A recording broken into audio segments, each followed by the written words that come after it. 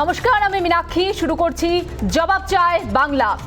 রাজ্যে ভোট পুজো চলছে। উৎসবের মরশুমে আরও এক উৎসব, ভবানীপুর কেন্দ্রে উপনির্বাচন। দুপক্ষের নেতা নেত্রীরা ব্যস্ত নির্বাচনী প্রচারে। শাসক দলের হেভিওয়েট নেতা থেকে শুরু করে তারকা সকলেই প্রচারে ব্যস্ত। প্রার্থী যখন খোদ মুখ্যমন্ত্রী, এমনটা হওয়ারই ছিল, কিন্তু তিনি তো স্বাস্থ্যমন্ত্রীও। রাজ্যে শিশুদের মধ্যে জ্বরের প্রকোপ বাড়ছে। অজানা জ্বর যেভাবে জাঁকিয়ে বসেছে তাতে কপালে চিন্তার ভাঁজ সব জায়গাতেই। অজানা জ্বর নিয়ে পুরুলিয়া সদর হাসপাতালে ভর্তি অন্তত 235 জন শিশু। মালদহ মেডিকেল কলেজ হাসপাতালে ভর্তি 60 জন শিশু, যাদের মধ্যে 2 শিশুর মৃত্যু হয়েছে। মুর্শিদাবাদ মেডিকেল কলেজ হাসপাতালে ভর্তি 93 জন শিশু। এটাই কি করোনার তৃতীয় ঢেউ? আতঙ্ক ছড়াচ্ছে সাধারণের মধ্যে। হাসপাতালে হাসপাতালে ভিড়। করোনা আবহে একই বেডে একাধিক শিশুর চিকিৎসা। গাদাগাদি করে চলছে চিকিৎসা। আবার কোনো কোনো হাসপাতালে পর্যাপ্ত শিশু চিকিৎসকের অভাব। কথায় বলে, চোর পালালে বুদ্ধি বাড়ে। কোভিডের তৃতীয় ঢেউ আছড়ে পড়তে পারে সেপ্টেম্বরের মাঝের সপ্তাহে, আশঙ্কা ছিল বিশেষজ্ঞ মহলে। সেই মতো চিকিৎসা পরিকাঠামোয় নজর দেওয়ার কথা বলেছিল বিশেষজ্ঞ মহল। প্রথম দ্বিতীয় ঢেউয়ের ক্ষেত্রে সময় পাওয়া যায়নি, কিন্তু তৃতীয় ঢেউয়ের ক্ষেত্রে সময় মিলেছে বিস্তর। এই সময়ে পরিকাঠামোর উন্নয়নে কি জোর দেওয়া উচিত ছিল না? শিশুদের চিকিৎসায় কি যথেষ্ট পরিকাঠামো রয়েছে রাজ্যে? যদি তা থেকে থাকে, তাহলে বিভিন্ন জেলার এরকম করুণ চিত্র কেন ধরা পড়ছে? তাহলে কি তৈরি নয় রাজ্য? না থাকলে কেন নয়? করোনা নিয়ে বারবার কেন্দ্রের দিকে বল ঠেলতে দেখা গিয়েছে রাজ্যকে। রাজ্যের কাঠামো নিয়ে প্রশ্ন করলে কেন্দ্র সাহায্য করছে না, এমন বক্তব্য প্রায়শই শোনা যায়। বিরোধীরা প্রশ্ন তুলছে, স্বাস্থ্যের পরিকাঠামো কার দায়িত্বে? কেন দায়িত্ব এড়াতে চাইছে রাজ্য? রাজ্যের স্বাস্থ্য দপ্তর মুখ্যমন্ত্রীর নিজের হাতে, তারপরেও কেন অবহেলিত হচ্ছে স্বাস্থ্য? উপনির্বাচন আগে করানোর তাড়া দেখা দিয়ে গিয়েছিল শাসক দলের মধ্যে। বলা হয়েছিল উপনির্বাচন আগে না করালে নির্বাচন কমিশনের চাপ দেওয়া হবে। শিশু চিকিৎসার পরিকাঠামো উন্নয়নে সেই তাড়া কেন দেখা গেল না? জ্বরে আক্রান্তের সংখ্যা যখন দিন দিন বাড়ছে, যখন শিয়রে সংকট, তখন বেড বাড়ানোর সিদ্ধান্ত কি আদৌ সুফল দেবে? শিশুদের সুরক্ষা দেবে? শিশুদের চিকিৎসা দেবে? আজ শুধু আমি নই, এই প্রশ্নের জবাব চায় বাংলা।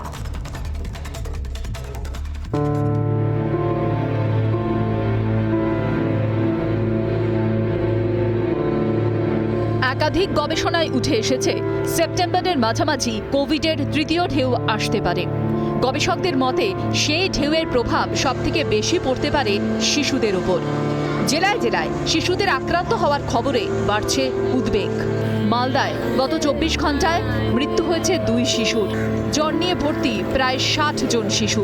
শিলিগুড়িতে উত্তরবঙ্গ মেডিকেল কলেজে রোগীর সংখ্যা বৃদ্ধি পাওয়ায় শিশু বিভাগে বেড মিলছে না। উত্তর দিনাজপুরে দুদিনে জ্বরে আক্রান্ত শিশুর সংখ্যা দ্বিগুণ হারে বেড়েছে। পুরুলিয়ায় 235 জনেরও বেশি অসুস্থ। উদ্বেগ একদিকে যেমন বাড়ছে, তেমনি অজানা জ্বর নিয়ে শুরু হয়েছে রাজনৈতিক চর্চা। গোটা পরিস্থিতিতে উদ্বিগ্ন রাজ্যের বিরোধী দলনেতা শুভেন্দু অধিকারী। বৃহস্পতিবার প্রথমে তিনি টুইট করেন। রাজ্যকে উপযুক্ত ব্যবস্থা নেওয়ার আর্জি জানান শুভেন্দু। টুইটে তিনি লেখেন, উত্তরবঙ্গের বিভিন্ন হাসপাতালে 750 জন শিশু ভর্তি, প্রত্যেকে প্রচণ্ড জ্বর নিয়ে ভর্তি। রাজ্যের স্বাস্থ্য সচিব অবিলম্বে ব্যবস্থা নিন। এর মধ্যেই 6 শিশুর মৃত্যু হয়েছে। রাজ্যে শিশুদের অজানা জ্বর নিয়ে কেন্দ্রীয় স্বাস্থ্যমন্ত্রীকে সাহায্যের আর্জি জানিয়ে চিঠিও লিখলেন বিরোধী দলনেতা শুভেন্দু অধিকারী। শুভেন্দুর অভিযোগ, এই পরিস্থিতিতে মুখ্যমন্ত্রী তথা স্বাস্থ্যমন্ত্রী ব্যস্ত ভবানীপুরের উপনির্বাচন নিয়ে। এরপর অবিলম্বে রাজ্যে কেন্দ্রীয় বিশেষজ্ঞ দল পাঠানোর আর্জি জানিয়ে চিঠি দেন কেন্দ্রীয় স্বাস্থ্যমন্ত্রী মনসুখ মান্ডভিয়াকে। শুভেন্দু লিখেছেন, উত্তরবঙ্গে 750-এরও বেশি শিশু অসুস্থ। ওই শিশুদের সকলের প্রবল জ্বর রয়েছে, সকলের অজানা ফ্লুয়ের উপসর্গ রয়েছে। তাদের চিকিৎসা চলছে বিভিন্ন হাসপাতালের শিশু বিভাগে। 8টি জেলার সরকারি হাসপাতালগুলিতে চিকিৎসা হচ্ছে। দুর্ভাগ্যজনক হলেও 6টি শিশুর মৃত্যু হয়েছে ইতিমধ্যেই। অথচ রাজ্য প্রশাসন ভবানীপুরের উপনির্বাচনে ব্যস্ত। রাজ্যের মুখ্যমন্ত্রী স্বাস্থ্য দপ্তরের দায়িত্বে। আপনাকে অনুরোধ, কেন্দ্রের বিশেষজ্ঞদের দল পাঠান। আমাদের যেটা চিন্তার কারণ, আমাদের বিরোধী নেতা সরকারের দৃষ্টি আকর্ষণ করেন, এটা তার দায়িত্ব। আমি যেটা বললাম, কেন্দ্র সরকারের সহযোগিতা নেওয়া উচিত। এনারা বলছেন চিন্তা করার কারণ নেই। এদিকে মায়েদের কোল খালি হয়ে যাচ্ছে, সারা বাংলায় ভয়ের পরিবেশ তৈরি, যেহেতু বাচ্চাদের ব্যাপার। স্বাভাবিকভাবে শুভেন্দুবাবু সেদিকে দৃষ্টি আকর্ষণ করেছেন, এটা উনি দায়িত্ব পালন করেছেন। অজানা জ্বর নিয়ে স্বাস্থ্যকর্তাদের সঙ্গে এসএসকেএমে বৈঠক করেন মুখ্যমন্ত্রী। স্বাস্থ্য বৈঠকের নির্যাস, ইনফ্লুয়েঞ্জা বিও আর এসবি ভাইরাস থেকে জ্বর, আক্রান্তদের আলাদা রাখার পরিকল্পনা। মেডিকেল কলেজে 20টি অতিরিক্ত বেড, হাসপাতালে বেড বাড়ানো হবে। শিশু জ্বর নিয়ে প্রশ্ন করা হলে পরিবহন মন্ত্রী ফিরহাদ হাকিম বলেন, এখনো জ্বরের কোনো খবর নেই, কিন্তু আমরা এটা নিয়ে অত্যন্ত চিন্তিত আছি এবং আমরা খুব ক্লোজলি নজর রাখছি এটার উপরে।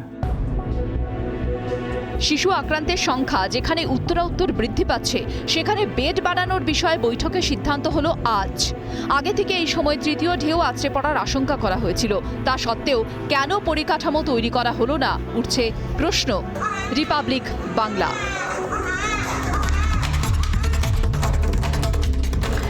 এখন পরিকাঠামো উন্নয়নের চিন্তাভাবনা আসছে, এখন বৈঠক হচ্ছে। এসএসকেএমে আজ বৈঠক হয়েছে স্বাস্থ্যকর্তাদের সঙ্গে মুখ্যমন্ত্রী মমতা বন্দ্যোপাধ্যায়ের। সেই বৈঠকে বেড বাড়ানোর সিদ্ধান্ত হয়েছে। এখন যখন শিওরে সংকট, তখন বেড বাড়ানোর সিদ্ধান্ত কি শিশু চিকিৎসায় সুফল দেবে?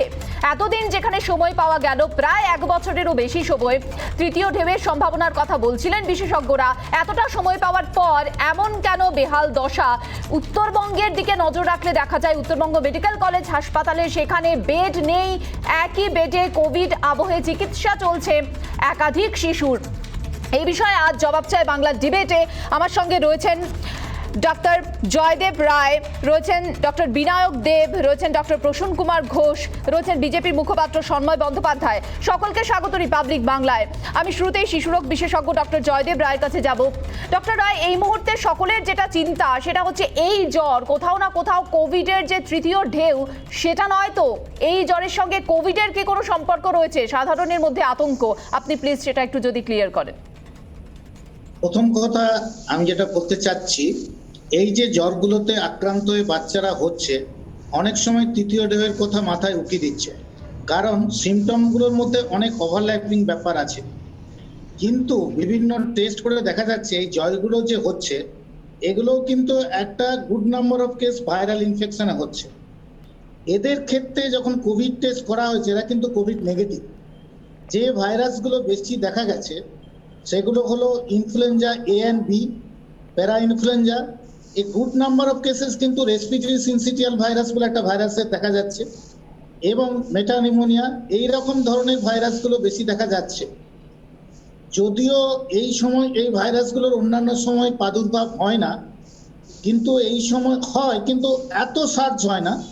কিন্তু যে কোনো সিজন চেঞ্জের সময় কিন্তু ভাইরাসের প্রাদুর্ভাব বাড়ে, কিন্তু এবারে সংখ্যাটা অনেক বেশি। তার সঙ্গে সঙ্গে যে এই জ্বর হচ্ছে, কিন্তু সিজন চেঞ্জের জ্বরে ডক্টর রায়, সিজন চেঞ্জের জ্বরে আমরা সেক্ষেত্রে শ্বাসকষ্টটা তো দেখতে পেতাম না এতদিন।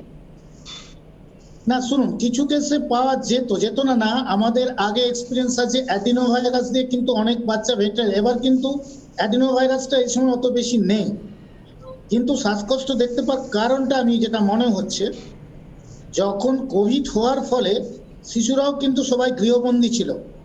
যখন শিশুরা বাইরে ঘুরতো, তারা কিন্তু এই ছোটোখাটো অল্প ডোজে এই ভাইরাসগুলোর ইনফেকশনের টাচে আসতো। তার ফলে একটা ইমিউনিটি বডির মধ্যে তৈরি হয়ে যেত।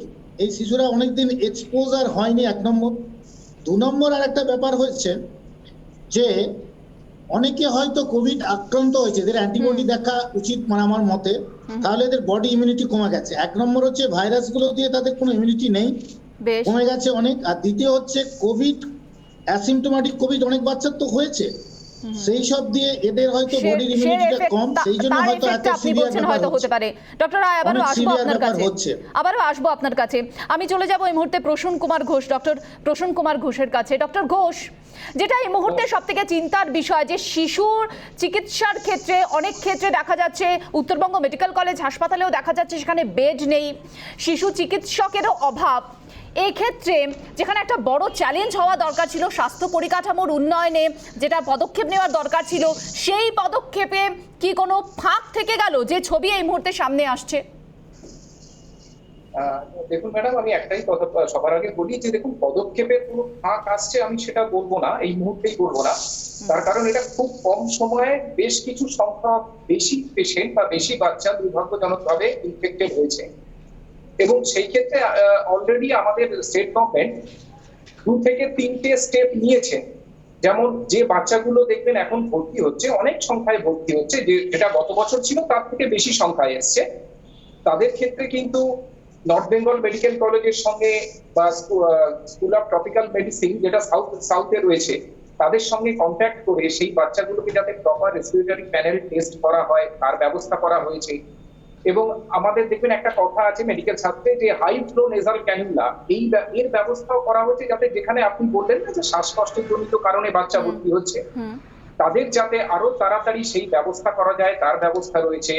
পিসিআর মেশিনের ব্যবস্থা করেছে, এবং খুব যদি আমি ব্যবসায়িক হিসেবেই কথা বলি, ব্যবসায়িক ভিত্তিতে, তাহলে দেখবেন এইসব পরীক্ষা করতে এবং বিভিন্ন ধরনের ব্যাকটেরিয়াল এবং ভাইরাল টেস্টগুলো করা হচ্ছে, যেগুলো করতে বাইরে অনেক খরচ হয়, প্রায় 4,000 4,500 টাকা, সেগুলো কিন্তু বিনে পয়সাতে করা হচ্ছে। এবং এটা আমি তো বলবো যে পশ্চিমবঙ্গ সরকারের, আমি কোন রকম পক্ষপাতহীন ভাবেই একটা কথা বলতে চাই, সরকার কিন্তু তার যথাযোগ্য চেষ্টা করছে। এখন কি আর চেষ্টার জায়গায় রাখলে হবে? ডক্টর ঘোষ, আমি এই বিষয়ে সন্ময় বাবুর কাছে যাব। সন্ময় বাবু, আপনারা বারবার অভিযোগ করছেন যে উপনির্বাচনের আলোতে ঢেকে যাচ্ছে এই দুর্দশার ছবি, যেটা উপনির্বাচনের আলোতে ঢাকছে। সন্ময় বাবু, আমি আসছি ডক্টর ঘোষ। সন্ময় বাবু, দেখুন, প্রথমে প্যানেলে যে 3জন ডাক্তারবাবু আছেন তাদের ধন্যবাদ জানাই, অন্তত অ্যাটলিস্ট সঠিকভাবে তারা আলোকপাত করার চেষ্টা করছেন। কিন্তু আমি একটু অন্য আঙ্গিকে পুরো বিষয়টা বিশ্লেষণ করতে চাই। এই মুহূর্তে দাঁড়িয়ে যে 6 জন শিশু মারা গেল, এই 6 জন শিশুও তো ভবিষ্যতের বাংলার নাগরিক হতে পারত। এই 6 জন শিশুকেই বা আমরা বাঁচাতে পারলাম না কেন? আমি এই কথাটা বলছি এই কারণে, আপনারা দেখুন আজকে আপনারা চ্যানেলে পরিষ্কারভাবে লিখছেন এতজন শিশু জ্বরে আক্রান্ত। ডক্টর জয়দেব রায় বলছিলেন এতজন শিশু জ্বরে আক্রান্ত, বারবার সবাই বলছেন। অথচ রাজ্যের অত্যন্ত গুরুত্বপূর্ণ মন্ত্রী ববি হাকিম বললেন জ্বরের কোনো খবর নেই।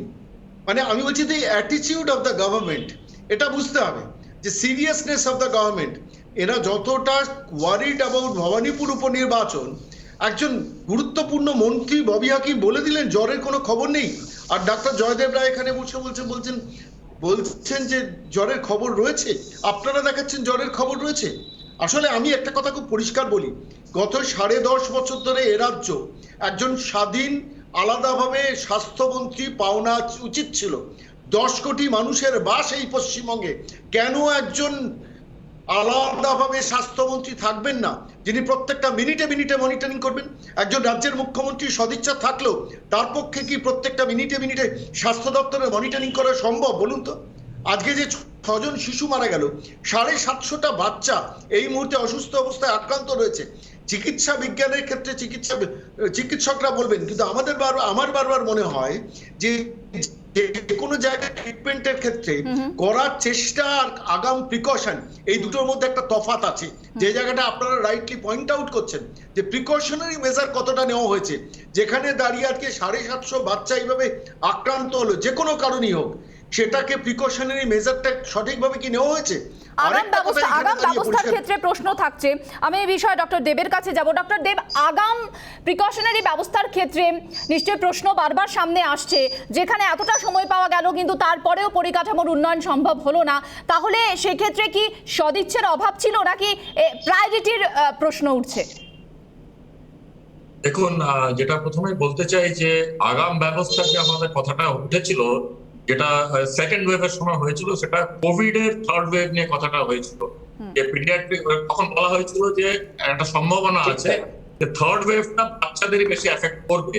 কিন্তু এখনকার যে জ্বর আর তথ্য এবং পরিসংখ্যান যেটা ডক্টর জয়দেব রায় বললেন, এখানে কিন্তু কোভিড আক্রান্ত কোনো বাচ্চাকে আমরা পাইনি। এগুলোতে মোস্টলি ইনফ্লুয়েঞ্জা জনিত জ্বর কিংবা রেসপিরেটরি সিমটমস বা গ্যাস্ট্রাইন্টেরিক সিমটমস নিয়ে বাচ্চারা ভর্তি হচ্ছেন, এবং তার জন্য যে চিকিৎসা ব্যবস্থা সেটা কিন্তু কোভিড সংক্রান্ত যে চিকিৎসা ব্যবস্থার সঙ্গে ইনফ্রাস্ট্রাকচার ওয়াইজ একটু আলাদা হয়।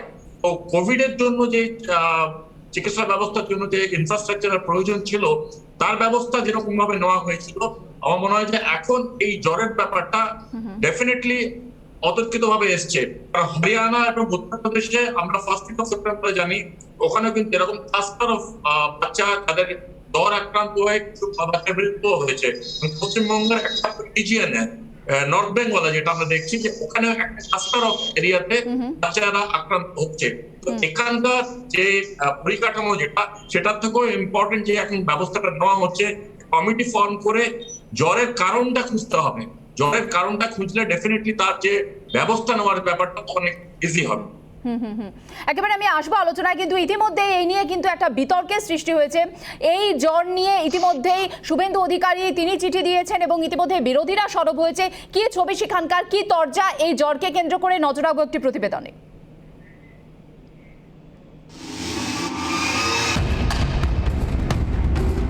আজ নয়, অন্তত বছরখানেক আগে থেকেই বিশেষজ্ঞ মহল থেকে মিলছিল আশঙ্কার পূর্বাভাস। কোভিডের তৃতীয় ঢেউয়ে সবচেয়ে বেশি আক্রান্ত হবে শিশুরাই, বলা হয়েছিল বারবার। প্রথম ঢেউ আছড়ে পড়েছিল কোনো প্রস্তুতি নিয়ে ওঠার আগেই।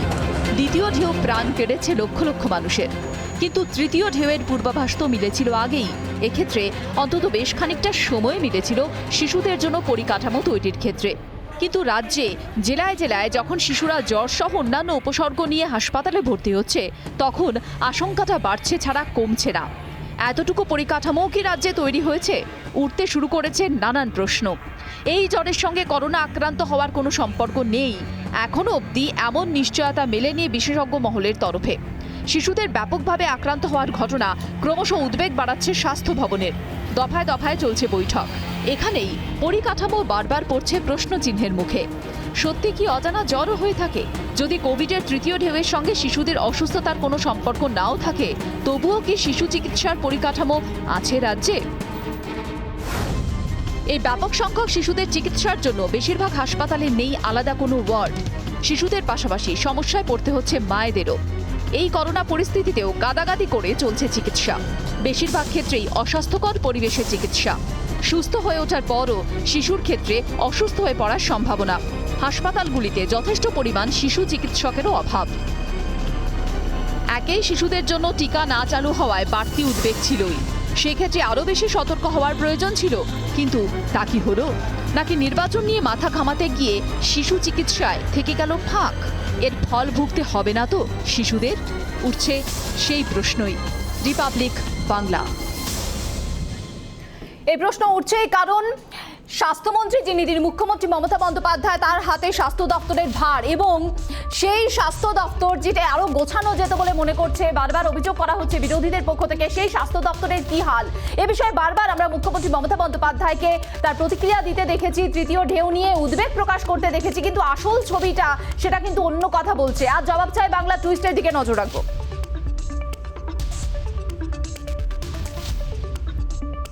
সেকেন্ড কোভিড আমরা কন্ট্রোল করতে পারতাম যদি সঠিক সময় ব্যবস্থা নিতাম।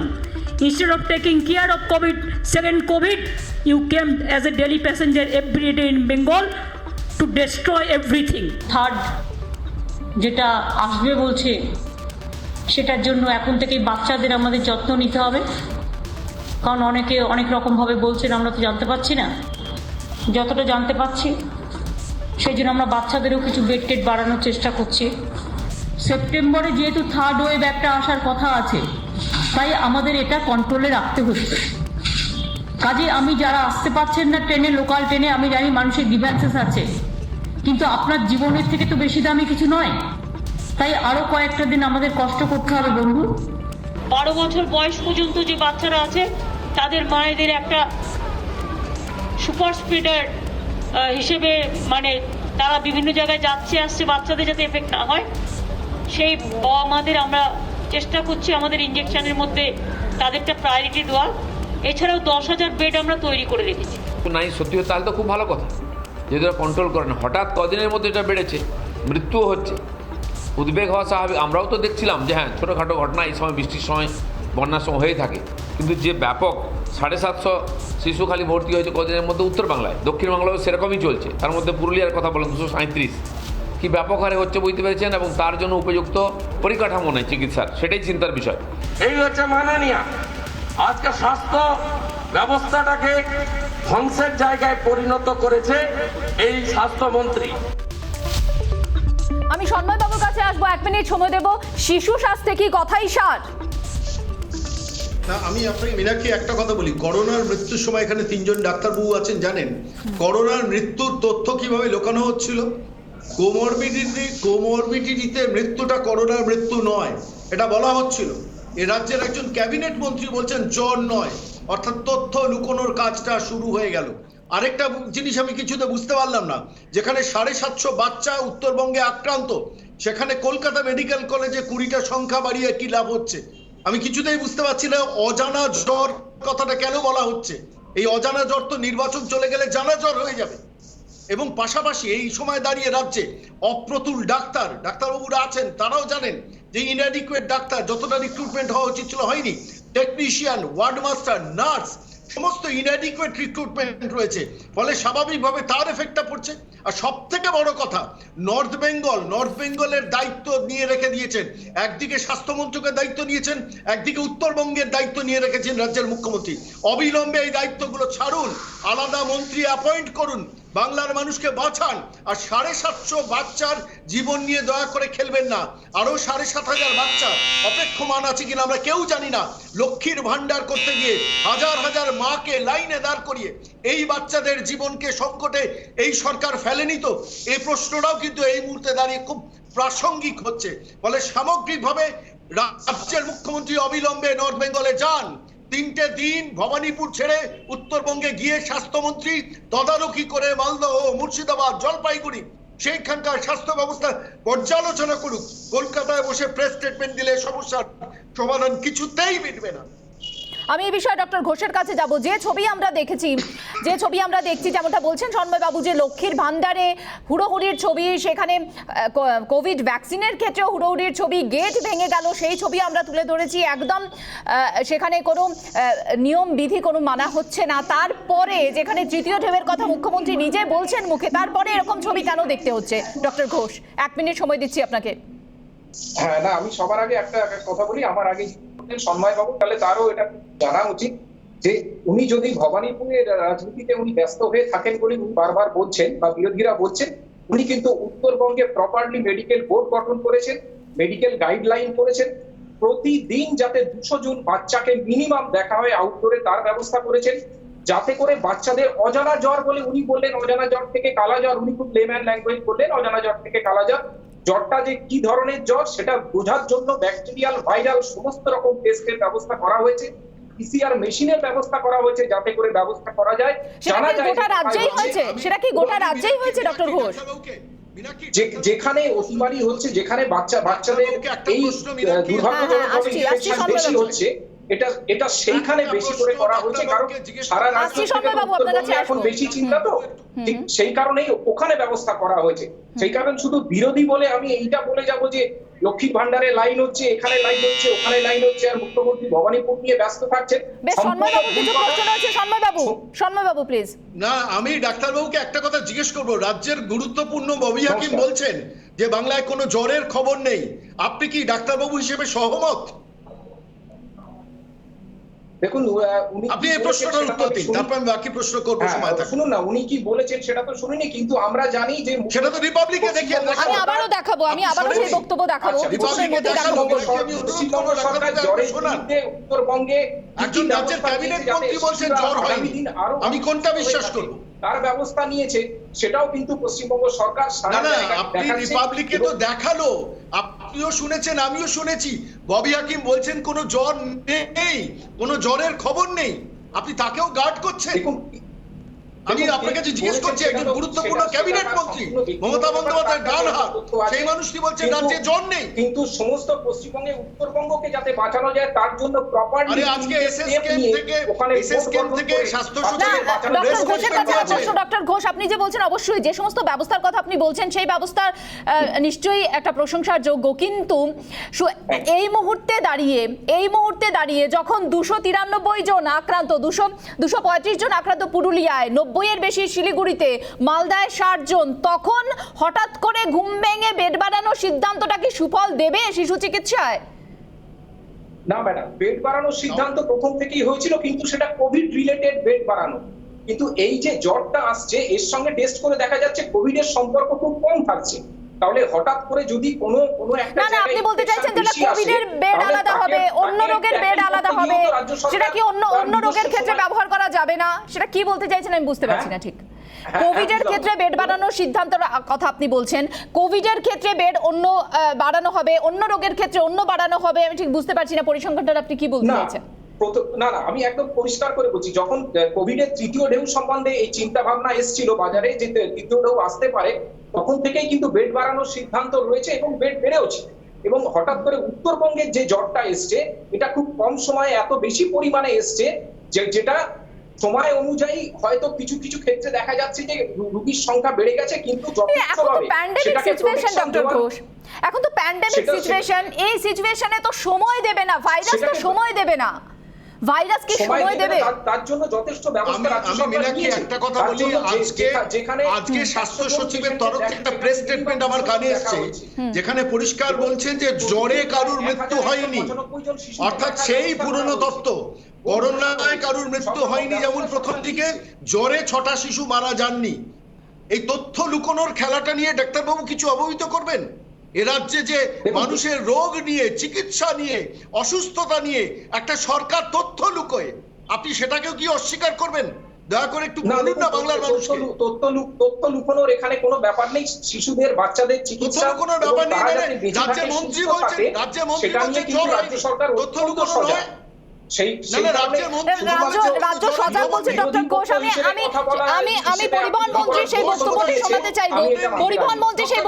শোনাতে চাইবো, একটু শুনুন প্লিজ ডক্টর ঘোষ, শুনুন এবং বাকিরাও শুনুন পরিবহন মন্ত্রীর এই বক্তব্য, আবারও প্লে করতে বলছি।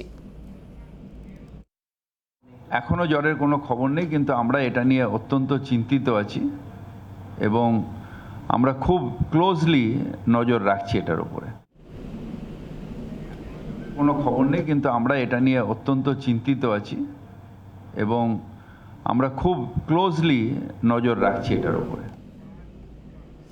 ডক্টর ঘোষ, এটা কিন্তু আজকের বক্তব্য, এটা গতকাল বা গত পরশু নয়, আজকে দাঁড়িয়ে এই ঘটনা নিয়ে যথেষ্ট চিন্তিত আছেন, বলেছেন ক্লোজলি নজর রাখছেন। যদি জ্বরের কোনো খবর নেই, আপনার কাছে জ্বরের খবর আছে কি নেই? আপনার কাছে জ্বরের খবর আছে কি নেই? সন্ময়দা, ডক্টর দেবের কাছে জ্বরের খবর আছে কি নেই? একজন ক্যাবিনেট মন্ত্রী বলছেন জ্বরের কোনো খবর নেই। What is your remarks about this? Please tell me doctor Ghosh. নমস্কার। হ্যাঁ, আমি একটা কথাই বলছি, রিমার্ক একটাই যে উত্তরবঙ্গে যাতে কোন রকম ভাবে শিশু মৃত্যু না হয় তার জন্য আপনি মন্ত্রীর সম্বন্ধে বলুন। আপনি অন্যদিকে দয়া করে চলে যাবেন না। আপনি মন্ত্রীর মন্তব্য নিয়ে দয়া করে একটু কমেন্ট করুন। ভুল বলেছেন, উত্তরবঙ্গে জ্বর হলে কলকাতায় জ্বর না হলে জ্বরের খবর পাওয়া যাবে না। জ্বরের কোনো খবর নেই। উত্তরবঙ্গে জ্বর হলো, কলকাতায় জ্বর হলো না, জ্বরের খবর পাওয়া যাবে না। তিনি বলছেন জ্বরের কোনো খবর নেই। রসিকতা হচ্ছে নাকি? না দেখুন, এটা কার ব্যক্তিগত মন্তব্য নিয়ে আমি কথা বলবো না, কিন্তু রাজ্য সরকার, আপনি তো বলছেন ডক্টর ঘোষ আপনি বলছেন যে সরকারের পক্ষ থেকে পর্যাপ্ত ব্যবস্থা নেওয়া হয়েছে। উনি কিন্তু পরিষ্কার বলেছেন যে অসাধারণ করা হচ্ছে এবং আপনি স্বীকার করুন না যে মন্ত্রী ভুল বলেছেন, তাতে আপনার প্রমোশন কিচ্ছু হবে না। আপনি অন্তত এইটুকু সততা রেখে জ্বরের বিষয় বলতে চাইছেন না ডক্টর ঘোষ, বলতে চাইছেন না ডক্টর ঘোষ। আপনি বলছেন যে সরকারের পক্ষ থেকে পর্যাপ্ত ব্যবস্থা নেওয়া হয়েছে। ডক্টর ঘোষ, সরকারের পক্ষ থেকে পর্যাপ্ত ব্যবস্থা নেওয়া হয়েছে। আরো যাতে যার বক্তব্য শোনালাম তিনি সরকারেরই একজন মন্ত্রী, ক্যাবিনেটেরই মন্ত্রী, তিনি বলছেন জ্বরের খবরটা তিনি শুনতে পাননি। রিপাবলিক বাংলা তো সকাল থেকে দেখাচ্ছে যবে থেকে জ্বরের খবর এসছে তবে থেকে দেখাচ্ছে প্রত্যন্ত গ্রামে গিয়ে আমাদের প্রতিনিধিরা দেখাচ্ছেন। পশ্চিমবঙ্গের স্বাস্থ্য দপ্তর যিনি দেখেন মাননীয় মুখ্যমন্ত্রী, তিনি কিন্তু প্রথম থেকে শেষ পর্যন্ত বলে যাচ্ছেন যাতে বাচ্চাদের মায়েদের কোনো রকম কোনো অসুবিধা না হয়। ওটাই তো বক্তব্য, ওটাই তো বক্তব্য ডক্টর ঘোষ, যে কথাই কি সার হচ্ছে, কথাটাই কি সার রবি হচ্ছে, হাকিমের মন্তব্য নিয়ে তাহলে কোনো মন্তব্য করবেন না, সেইটুকু বলুন। কথাটাই কি সার হচ্ছে। আমি ডক্টর ঘোষ এবং বাকিরা যারা রয়েছেন তাদেরকে একটা তথ্য তুলে ধরতে চাইবো একটা প্রতিবেদনের মাধ্যমে, তারপর আবারও আমি আসছি ডিবেটে। একটা প্রতিবেদনের মাধ্যমে তথ্য তুলে ধরি যারা বলছেন যে জ্বর হচ্ছে না, জ্বর দেখিনি, উত্তরবঙ্গে হচ্ছে, কলকাতায় হচ্ছে না, অমুক জায়গায় হচ্ছে, তমুক জায়গায় হচ্ছে না, তাদের জন্য একটা তথ্য। যদিও প্রথম দিন থেকে রিপাবলিক বাংলার প্রত্যেকটি প্রতিবেদনে দেখাচ্ছে, আমাদের প্রতিনিধিরা গিয়ে প্রত্যন্ত গ্রামে দেখাচ্ছেন, তারপরেও যদি কেউ না দেখেন, ভোট পরবর্তী হিংসা যেরকম প্রশাসকের চোখে পড়ে না, সেরকম জ্বরও চোখে নাই বা পড়তে পারে। একটু দেখুন তাহলে তথ্যগুলো। শুরুটা হয়েছিল জলপাইগুড়িতে, এরপর গত 3 দিনে একে একে একাধিক জেলা, বিভিন্ন জেলা হাসপাতালগুলিতে জ্বর সহ একাধিক উপসর্গ নিয়ে ভর্তি রয়েছে শয়ে শয়ে শিশু। পুরুলিয়া সদর হাসপাতালে ভর্তি অন্তত 235 জন শিশু। মালদা মেডিকেল কলেজ হাসপাতালে জ্বর নিয়ে ভর্তি 60টি শিশু। মুর্শিদাবাদ মেডিকেলে ভর্তি 93টি শিশু। অন্যদিকে শিলিগুড়ি, জলপাইগুড়ি, উত্তর দিনাজপুরের ছবিটাও বেশ উদ্বেগের।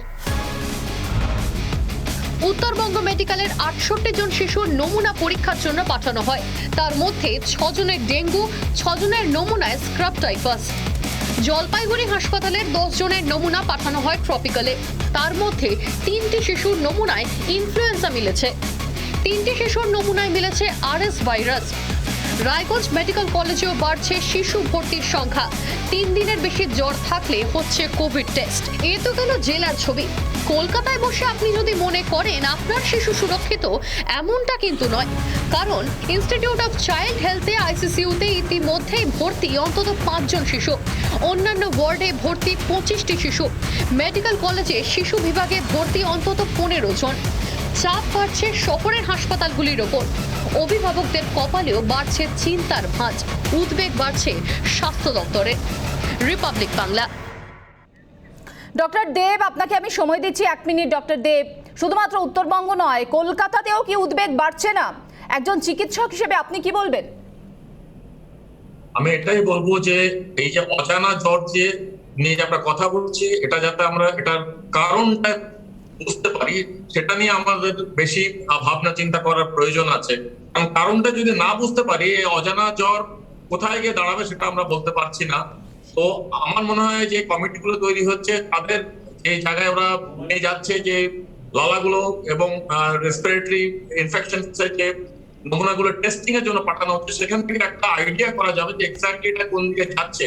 এটা যে কোভিড নয়, কোভিড থার্ড ওয়েভের থেকে এই বাচ্চারা আক্রান্ত হচ্ছে না, এটা কিন্তু অনেকটাই এখন সেই দিকে এগোচ্ছে। তাহলে বাকি রয়েছে ইনফ্লুয়েঞ্জা, স্ক্রাব টাইফাস, ডেঙ্গি এবং অন্যান্য জ্বরের তথ্যগুলো, সেগুলোর দিকে কিন্তু নজরটা দিতে হবে বেশি, এবং সেটা যদি ঠিক মতন ডায়াগনোসিসটা করা যায়, তা চিকিৎসাটা সেভাবে করা যাবে। এখন এই যে বেড বাড়ানোর ব্যাপারটা যেটা হচ্ছে, সেটা কিন্তু যেটা ডক্টর ঘোষ আগেও বললেন, এটা থার্ড কোভিড ওয়েভের ইনফ্রাস্ট্রাকচার বাড়ানোর কথা হয়েছিল। কোভিড এর ইনফ্রাস্ট্রাকচারে কিন্তু অন্য বেড বাড়ানোর ইনফ্রাস্ট্রাকচারটা এক নয়, আলাদা একদম। আমি অনুষ্ঠান সময় শেষের দিকে চলে যাচ্ছি। আমি সন্ময় বাবুর কাছে যাবো। সন্ময় বাবু, যে তথ্য তুলে ধরলাম আমরা, শুধুমাত্র জেলা নয়, কলকাতাতেও বাড়ছে উদ্বেগ, এবং ডক্টরও বলছেন যে কলকাতাতেও খবর আসছে। এরপরে হয়তো অনেকেরই চোখে পড়বে না ভোট পরবর্তী হিংসার খবর, বা ভোট পরবর্তী হিংসা নিয়ে যেভাবে বলা হয়েছিল যে রিপাবলিক নাকি বাড়িয়ে দেখিয়েছে, অনেক কিছু বাড়িয়ে দেখিয়েছে, যেটা হয়নি সেটাও নাকি দেখিয়েছে। রিপাবলিক তো জ্বর দেখাচ্ছে একেবারে সেখানকার গিয়ে, সেখানকার ছবি, কিছু বাড়িয়ে দেখাচ্ছে না রিপাবলিক, মানুষের হয়ে দেখাচ্ছে রিপাবলিক, কিন্তু তাও চোখে পড়ছে না। তাহলে সমাধান কোথায় সন্ময়বাবু? না দেখুন, সরকারের মনে যদি কমপ্লেসেন্সি থাকে, আমি 400 বছরে কাজ করে দিয়েছি, তাহলে এগুলো কোনোটাই চোখে পড়বে না। আমি আপনাদের একটা কথা বলি, সুব্রজিৎ ভট্টাচার্য বলে একটি ছেলে, সে ছেলেটি প্রথমে শোনা গিয়েছিল করোনায় মারা গেছে, 1 বছর বাদে রাজ্য সরকারের কাছ থেকে শেষ পর্যন্ত সে রিপোর্ট পেয়েছিল তার মা তার করোনা হয়নি। ফলে কোনটা করোনা নয়, যে শিশুরা চলে গেল তারা করোনায় মারা গেল কিনা, যে 750 শিশু ভর্তি আছে তাদের করোনা হয়েছে কি কারুর হয়নি, সেটাও কিন্তু এই রাজ্যে স্বাস্থ্য ব্যবস্থাটা প্রশাসনিকভাবে, আমি ডাক্তারদের লেভেলে বলছি না, ডাক্তাররা অসামান্য কাজ করছেন, প্রশাসনিক স্তরে যে শিথিলতা আছে তার ফলে কিন্তু দেখা যাবে করোনায় মৃত্যুর পর বলা হবে যে করোনায় মারা গেছে, তাও 3 মাস বাদে। ফলে অজানা জ্বর নির্বাচন চলে গেলে জানা জ্বর হয়ে যাবে। এটা খুব সহজ তত্ত্ব। আমরা করোনার সময়, কোভিডের সময় গত বছর 2020-তে এই এক দৃশ্য দেখেছি। আমার প্রশ্নটা হচ্ছে, আমি শেষ করব এই কথাটা বলে, যে উত্তরবঙ্গে এই মুহূর্তে রাজ্যের মুখ্যমন্ত্রীর যাওয়া উচিত, উত্তরবঙ্গের মানুষের পাশে গিয়ে দাঁড়ানো উচিত। আমি সময় শেষ, আমি ডক্টর ঘোষের কাছে যাব। সময় শেষ, সৌম্যবাবু, সময় শেষ, আমি ডক্টর ঘোষের কাছে যাব। 30 সেকেন্ড সময় দিচ্ছি, সময় যেহেতু কম। ডক্টর ঘোষ, বিভিন্ন পরিসংখ্যান আমরা তুলে ধরলাম, এবার আপনি বলুন যে এই বিষয়, এই শিশুদের সুরক্ষিত করার জন্য কি কি করা দরকার বলে আপনি এখনো মনে করছেন? এই শিশুদের সুরক্ষিত করার জন্য যেগুলো করা দরকার, উত্তরবঙ্গে হসপিটালের বেড বাড়িয়ে দেওয়া, উত্তরবঙ্গে হসপিটালের আউটডোরে পেশেন্টের সংখ্যা বেশি করে দেখা, ট্রপিক্যাল মেডিসিনের সঙ্গে তাদের যোগাযোগ সূত্র করা, তাদের মেডিকেল গাইডলাইন তৈরি করা এবং পিসিআর মেশিন দিয়ে যত সম্ভব তাড়াতাড়ি এই অজানা জ্বরের সোর্স ডিটেক্টেড করা, এইগুলো কিন্তু সরকার তার পদক্ষেপ নিয়েছে। আগামী দিনেও যাতে এই সংখ্যা আরো খুব তাড়াতাড়ি মানুষের সেবার কাছে পৌঁছে যেতে পারে এবং শিশুর মৃত্যুর সংখ্যা এবং শিশুদের ইনফেকশনের সংখ্যা যাতে কমে তার ব্যবস্থাও করা হয়েছে। আমি বলবো যেভাবে কাজ করছে, চেষ্টা করছে, তাকে সাধুবাদ জানানো এবং যতটুকু বাকি আছে সেটা চেষ্টার মাধ্যমে পূরণ করা। আমরা বিতর্ক নয়, সমাধান চাইছিলাম এই ডিবেট থেকে, যে সমাধানের পথ এবং নির্দিষ্ট করে স্বাস্থ্য দপ্তরের পরিকাঠামোর উন্নয়নে এই মুহূর্তে কতটা জোর দেওয়া দরকার সেটা সকলের সামনে তুলে ধরা। অসংখ্য ধন্যবাদ সকলকে ডিবেটে যোগ দেওয়ার জন্য। জবাব চাই বাংলার ডিবেট সেকশন এখানেই শেষ করছি। একটা ছোট বিরতি নিচ্ছি, বিরতির পর ফিরছি, সঙ্গে থাকুন। নজর রাখবো গুরুত্বপূর্ণ খবরের দিকে, যে খবরের দিকে আমরা নজর রেখেছি কিছুক্ষণ আগে। রিপাবলিক বাংলা যে খবর ব্রেক করেছে, বিরাট কোহলি ভারতীয় ক্রিকেটের এক উজ্জ্বল নাম। টি20 বিশ্বকাপের পরই নেতৃত্ব ছাড়ছেন বিরাট কোহলি। তিনি টুইট করেছেন, তাতে তিনি বলছেন যে ভারতীয় দলে শুধুমাত্র প্রতিনিধিত্ব নয়, সর্বোচ্চ ক্ষমতা দিয়ে নেতৃত্ব তিনি দিয়েছিলেন এবং তাকে যারা সাহায্য করেছেন তাদের সকলকে তিনি ধন্যবাদ জানিয়েছেন। দুবাইয়ে টি20 বিশ্বকাপের পরেই তার নেতৃত্ব ছাড়ার সিদ্ধান্তের কথা জানিয়ে দিয়েছেন বিরাট কোহলি। টি20 ফরম্যাটে নেতৃত্ব ছাড়ছেন বিরাট কোহলি এবং তার এই সিদ্ধান্তের পর ইতিমধ্যেই আলোড়ন পড়ে গিয়েছে ক্রিকেট মহলে, শুধু নয় সর্বত্রই এই আলোড়ন পড়েছে এবং তার অনুরাগীরা, তার অনুগামীরা যারা রয়েছেন, তার ভক্ত যারা রয়েছেন, তারা কিন্তু অনেকটাই এই মুহূর্তে তার এই সিদ্ধান্তে তারা অনেকটাই তাদের দুঃখ হয়েছে বলে মনে করা হচ্ছে, কারণ বিভিন্ন জায়গাতে ইতিমধ্যেই তার ভক্তরা কিন্তু তাদের রিয়াকশন দিতে শুরু করেছেন এবং ক্রিকেট মহলে রিয়াকশন দিতে শুরু করেছে। সরাসরি চলে যাব, আমার সঙ্গে রয়েছেন আমাদের deputy news editor Renaissance Chakraborty, রয়েছেন আমাদের প্রতিনিধি সুখেন্দু এবং রয়েছেন আমার সহকর্মী সৃজিতা। এই মুহূর্তে সরাসরি তাদের কাছে চলে যাবে। শুরুতেই রেনেসা, তোমার কাছে যাবো যে বিরাট কোহলি কি খুব তাড়াতাড়ি সিদ্ধান্ত নিলেন? কারণ এরপর পরপর দুবার টি20 খেলবে ভারত, এই সিদ্ধান্ত কি খুব দ্রুততার সঙ্গে নিয়ে নিলেন তিনি? মীনাক্ষী, হ্যাঁ, তুমি যে প্রশ্নটা করেছো অত্যন্ত সংগত প্রশ্ন। মাত্র 32 বছর বয়স বিরাট কোহলি, তাহলে বিরাট কোহলি এখন কেন সিদ্ধান্ত নিলেন? কিন্তু তার পরিসংখ্যান, তার রেকর্ড যদি আমরা বিচার করি তাহলে দেখা যাবে যে মহেন্দ্র সিং ধোনির যে টি20 বিশ্বকাপের রেকর্ড আছে ক্যাপ্টেন্সির, অধিনায়কত্বের, তার ধারে কাছেও পৌঁছতে পারেননি বিরাট কোহলি।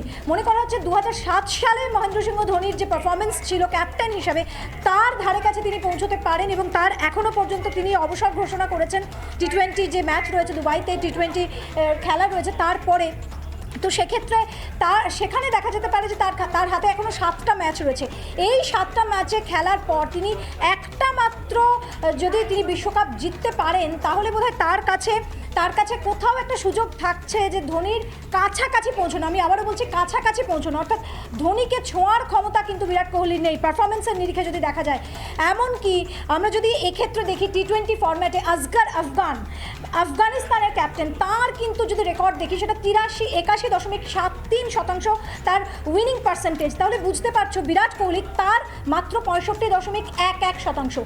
মহেন্দ্র সিং ধোনি এবং যে এখনও পর্যন্ত লিড করছে এই টি20 ফরম্যাটের যে উইনিং পার্সেন্টেজ, তাতে আসগর আফগান তার যে পার্সেন্টেজ তারও ধারে কাছে পৌঁছতে পারেননি বিরাট কোহলি। তাহলে হ্যাঁ, তাড়াতাড়ি নয়, বয়সের নিরিখে নয়, পারফরমেন্সের নিরিখে, স্ট্যাটিস্টিক্সের নিরিখে অবশ্যই বিরাট কোহলির জন্য সময় ঘনিয়ে আসছিল যে তাকে এই সিদ্ধান্ত নিতেই হতো। এই ফরম্যাট, শর্টার ফরম্যাটে আমরা যাচ্ছি না কারণ ওডিআইতে তিনি ক্যাপ্টেন থাকছেন, অধিনায়ক থাকছেন, কিন্তু টি20 ফরম্যাটে তার যে পারফরমেন্স সেটা বারবার প্রশ্নচিহ্নর সামনে দাঁড় করাচ্ছিল এবং সেই প্রশ্নচিহ্নের জায়গা থেকে তার এই সিদ্ধান্ত মোটেই তাড়াতাড়ি নয়। বেশ, আমি সৃজিতার কাছে বিষয় যাবো। সৃজিতা, ইতিমধ্যেই ভক্তকুলে কিন্তু একটা ভক্তকুলের মন খারাপ এই মুহূর্তে বিরাট কোহলির এই সিদ্ধান্তে। তোমার কাছে কি খবর রয়েছে, কি প্রতিক্রিয়া ভক্তকুলে?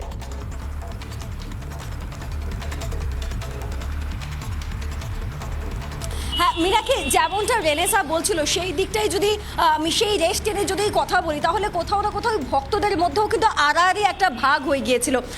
একটা বলা যেতে পারে যে বিরাট কোহলি যারা ফ্যান রয়েছেন তারা তো তাকে সমর্থন করবেনই, এবং সেই জায়গা থেকে কিছুটা খারাপ লাগা যেমন কাজ করছে, তেমনই এই যারা ক্রিকেট ভক্ত, যারা ভারতীয় ক্রিকেট ভক্ত রয়েছেন, তাদেরও কিন্তু একাংশ এটাই বলতেন যে বিরাট কোহলির অধিনায়কত্বে কোথাও না কোথাও ট্রফি জেতাটা হয়তো একটা কাঁটা হয়ে দাঁড়াচ্ছে। সেই জায়গা থেকে এই সিদ্ধান্ত হয়তো কিছুটা সঠিক সিদ্ধান্ত বলেই মনে করছেন অনেকে।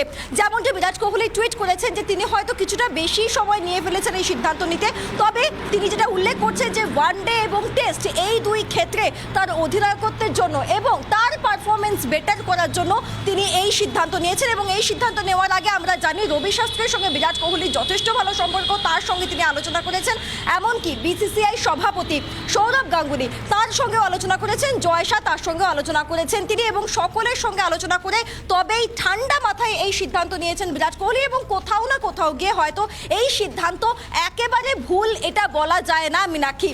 এবং অন্যদিকে দাঁড়িয়ে আমরা জানি যে কিছুদিন আগেই এই বিষয়টি সামনে আসতে আরম্ভ করেছিল যে বিরাট কোহলি হয়তো টি-20 অধিনায়কত্ব ছাড়ছেন, কিন্তু সেই সময় বিসিসিআই এর কোষাধ্যক্ষ তিনি এই বিষয়টিকে গুরুত্ব দেয়নি, তিনি বিষয়টিকে উড়িয়ে দেন। কিন্তু কিছুদিন পরেই যে টুইট আজকে সামনে এলো বিরাট কোহলির তরফ থেকে, সেটা কোথাও না কোথাও গিয়ে কার্যত প্রমাণ করে দিল যে সেদিনের সেই গুজব বা সেদিনের সেই যে গুজব শুনতে পাওয়া গিয়েছিল সেটা কোথাও না কোথাও গিয়ে ভুল নয়, চূড়ান্ত সিদ্ধান্তটা বিরাট কোহলি নিয়েই ফেলেছেন। আমি আবারও বলছি মীনাক্ষী, এই সিদ্ধান্ত কোথাও না কোথাও গিয়ে হয়তো ভুল সিদ্ধান্ত নয়, এই সিদ্ধান্ত সঠিক সিদ্ধান্ত, এবং তাকে এই সিদ্ধান্ত একটা না একটা সময় নিতেই হতো। আমি জানি রাখি যে দুবাইতে যে বিশ্বকাপ রয়েছে টি-20, সেই বিশ্বকাপের পরই নিজের এই অধিনায়কত্ব ছাড়তে চলেছেন টি-20 থেকে। সুখেন্দুর কাছে যাবো। সুখেন্দু, ইতিমধ্যে কাটাছেঁড়া শুরু হয়ে গিয়েছে যে কি কারণে বিরাট কোহলি এত বড় সিদ্ধান্ত নিলেন, সেক্ষেত্রে যে সম্ভাবনাগুলো উঠে আসছে তুমি সেই দিকে একটু আলোকপাত করো। রবি শাস্ত্রীর চেয়ারে কি বসার সম্ভাবনা প্রকট হচ্ছে মহেন্দ্র সিং ধোনির, সেই কারণেই কি এই সিদ্ধান্ত নিতে বাধ্য হলেন একদিকে বিরাট কোহলি, বা নিলেন এই কথাটি ভেবে, ভবিষ্যতের কথা ভেবে, বা আমরা জানি যে রোহিত শর্মার সাথে যে একটা ইগোর প্রবলেম চলছিল সেটাও কি এই সিদ্ধান্তের পেছনে কোনো না কোনোভাবে দায়ী? কাটাছেঁড়াতে এই সম্ভাবনা কিন্তু উঠে আসছে।